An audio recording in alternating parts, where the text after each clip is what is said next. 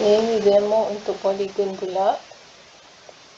Soalan pertama, draw polygon type 5 untuk bilangan sisi, pilih C untuk center of polygon, type I untuk inscribe circle, enter, dan 5 untuk radius of circle. Okay, so Autocad function awak guna, dan awak ambil ni ya, Autocad setting ambil note juga.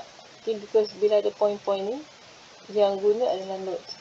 Okay, so kita ambil di atas ni, polygon bawah rectangle. Okay, so ikut arahan kat sini, enter number of side. Okay, number of side 5, enter. Lepas tu enter center. So center kita adalah yang ni.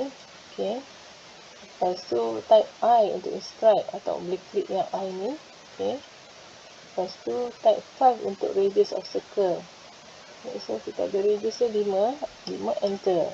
Okay, dah dapat. Nombor 2 pula. So kuning tak nampak Okay. Masya Allah. So yellow so, kalau saya boleh baca ni, saya tukar dulu. Okay, awak boleh tukar dengan check dulu property dia. What is this Okay, tak adalah. I tried before. Okay, never mind. Okay, draw polygon type 6 untuk bilangan sisi, enter. Type titik C untuk center of polygon, type I untuk inscribe circle, enter. Type 5 untuk radius of circle 6 untuk sisi, type C untuk center polygon. Okay, let's try polygon tadi. Okay, type 6, number of side 6, enter. Okay, pilih titik C untuk center. So this is our center. Okay, kali ni type I untuk inscribe circle. Inscribe in circle inscribe in circle. Okay, type 5 untuk radius of circle. Radius of circle 5. Okay, tadi juga cuma ni sisi 6. Okay, so itu beza. Okay, nombor 3, draw polygon. Okay, okay, enter number, enter 5, sisi number dia 5, pilih titik C untuk center polygon. Okay, lepas tu kali ni ambil circumscribe yang bawah ni, klik yang ni, lepas tu type 5. Okay, ni senang lah Nombor 4 pula. Okay, draw polygon.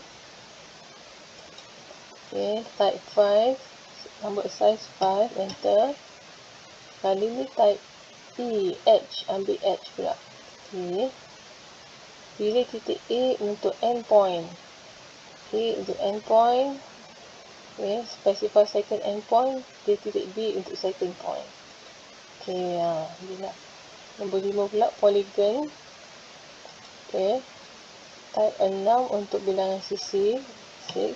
Okay, type edge, enter. Okay, pilih titik A untuk endpoint. Okay, lepas tu type add 6 angle -60 untuk second point. So add 6. Lepas tu ni guna keyboard lah, kurang pada mana ni dalam keyboard saya, kurang daripada saya dapat kena tekan kurang daripada angle